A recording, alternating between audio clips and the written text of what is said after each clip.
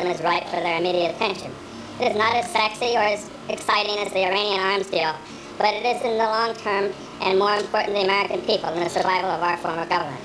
I would also urge you and your media employers to work for the repeal of the death penalty, unless the test would be absolutely no doubt. I regret that on several occasions when I was a member of the legislature that I voted for the death penalty. As a result of what has happened to me, in this case, I am convinced that innocent people have been found guilty and have been executed. And 2 weeks ago, if you saw 60 Minutes, they discussed the Neil Ferber case in Philadelphia, where a person was convicted of murder and was on death row, and then was finally discovered he did not commit that murder.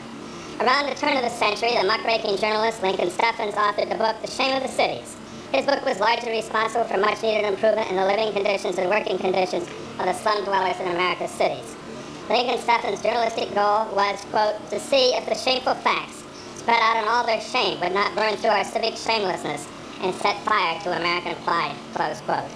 Perhaps what America needs most now is another Lincoln Steffens, an author who will write a best-selling book entitled The Shame of Our Law. As my political career draws to a close, I want to thank the people who made it possible, beginning with the good people of Crawford County, who in 1964 had the faith to elect a 24-year-old as the youngest member of the General Assembly.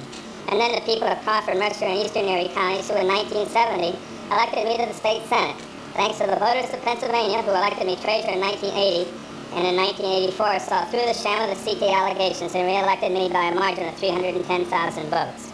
All had participated successfully in 8 primary elections, 8 general elections, and 1 election for delegate to the Republican National Convention, which was my personal bicentennial project. And I'm on the last page now, and I don't have enough to pass out, but Duke, I'll leave this here, and you can make copies for the people. There's a few extra copies here right now. I thank the good Lord for giving me 47 years of exciting challenges, stimulating experiences, many happy occasions, and most of all, the finest wife and children any man could ever desire. Now my life has changed for no apparent reason. People who call and write are exasperated and feel helpless. They know I'm innocent and want to help. But in this nation, the world's greatest democracy, there is nothing they can do to prevent me from being punished for a crime they know I did not commit. Some who have called have said I am a modern-day Job. Judge Muir is also noted for his medieval sentences.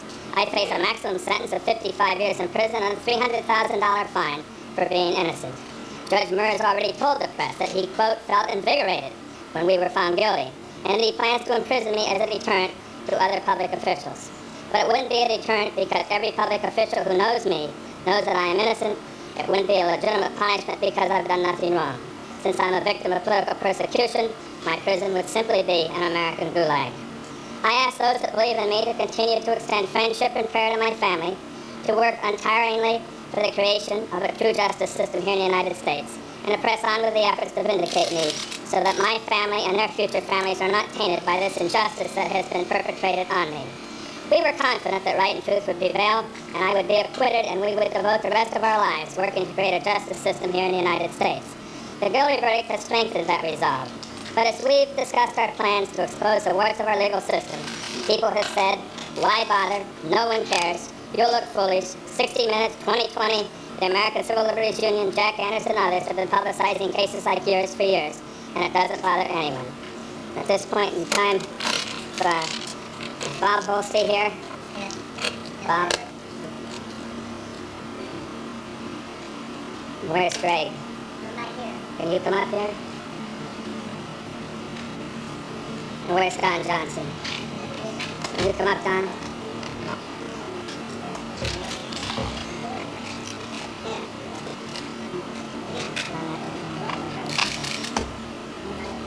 Greg, where are you? I'm not here.